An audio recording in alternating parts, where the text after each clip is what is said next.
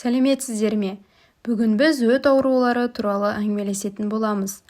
Өт қабының қалай жұмыс істейтінін, оның аурулары қандай және оларды қалай емдеуге болатынын қарастырамыз. Егер өт аурулары сізді немесе жақындарыңызды мазалап жүрсе, бұл видео сіздерге пайдалы болады. Қане өт қабының қызметі мен оның аурулары туралы ақпаратты бастайық. Өт бауырда түзілетін және майларды қорыту үшін ішекке бөлінетін сұйықтық. Ол өт қабында жиналып, ағзаға қажет кезде ас қорытуға қатысады. Өт ауруларының пайда болуы, дұрыс тамақтанбау, өт құрамындағы холестериннің артуы, немесе өт жолдарының бітелуі сияқты факторлармен байланысты. Енді өттің ең жиі кездесетін ауруларына тоқталайық. Өт тасының пайда болуы, холелитияз. Өт тасы құрамындағы заттардың теңгерімсіздігі салдарынан қалыптасады. Әдетте бұл өттегі холестериннің шамадан тыс жиналуынан туындайды. Өт тасы көбінесе оң жақ қабырға астындағы ауырсынумен, жүрек айнумен және құсумен байқалады. Кейде аурудың белгілері байқалмауы мүмкін, бірақ уақыт өте келе ауырсыну күшейіп, асқынуы мүмкін. Ауруды анықтау үшін ультрадыбыстық зерттеу қолданылады. Кіші тастар дәрі-дәрмек арқылы ериді, ал үлкен тастар хирургиялық жолмен алынады. Өт қабының қабынуы, холецистит. Өт қабының қабынуы, яғни холецистит, өт тастарының немесе инфекцияның өт қабында тұрып қалуы салдарынан туындайды. Холециститтің өткір және де созылмалы түрлері бар. Өткір холецистит қарқынды ауырсынумен, қызу көтерілуімен, жүрек айнуымен және құсуымен байқалады. Ал созылмалы түрі ұзақ уақыт бойы аздап мазалап, кейін күрт асқынуы мүмкін. Ауруды емдеу үшін антибиотиктер және қабынуға қарсы дәрілер қолданылады, ал кейде өт қабын алып тастау операциясы қажет болады. Өт шығару жолдарының бітелуі.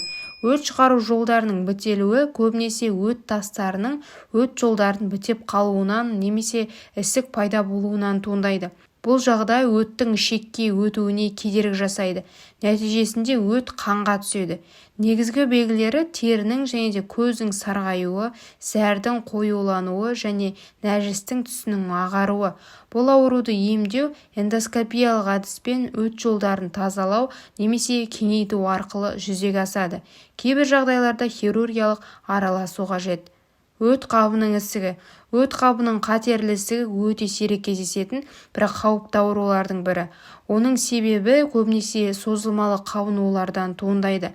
Белгілері іштің ауырсынуы, салмақ жоғалту және терінің сарғаюы арқылы көрінеді.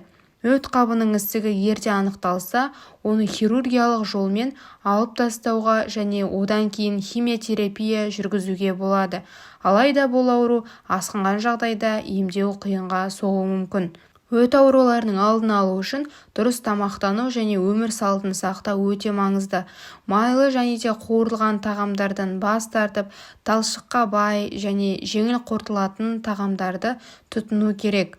Қандай тағамдар жеу керек? Жемістер мен көкөністер, олар талшыққа бай және аз қорытуды жеңілдетеді. Әсіресе алма, сәбіз, брокколи, шпинат секілді көкөністер өте пайдалы. Толық дәнді өнімдер, қарақұмық, сұлы жармасы, қоңыр күріш, бұлардың құрамында талшықтар көп. Олар өттің дұрыс ағуына көмектеседі. Аз майлы сүт өнімдері. Құрамында май аз, сүт, йогурт, ірімшік секілді өнімдерді тұтыну өтке пайдалы. Өсімдік майлары, зәйтүн және күнбағыс майлары өттің бөлінуін жақсартады. Жаңғақтар мен тұқымдар, бірақ шектен тыс емес, себебі олардың құрамында май бар. Майсыз ет, тауықтың төс еті, балық және майсыз сиыр еті өт қабының саулығын сақтауға көмектеседі. Қандай тағамдардан бас тарту керек? Майлы еттер, шұжық, майлы қой еті, майлы сүт өнімдерінен, қуырылған және өте майлы тағамдардан, кондитерлік өнімдер құрамында қанты көп тағамдардан бас тарту керек. Бүгін біз өт аурулары туралы негізгі ақпараттарды қарастырдық. Бұл аурулардың белгілері анықталған жағдайда уақытында дәрігерге жүгініп, тиісті ем шараларын қабылдау өте маңызды. Денсаулығыңызды бақылап, алдын алу шараларын сақтауды ұмытпаңыз. Егер бұл видео сізге пайдалы болса, лайк басып арнаға жазылыңыз. Өт аурулары туралы сұрақтарыңыз болса, оларды пікірге қалдыра кетіңіз. Келесі кездескенше аман сау болыңыздар.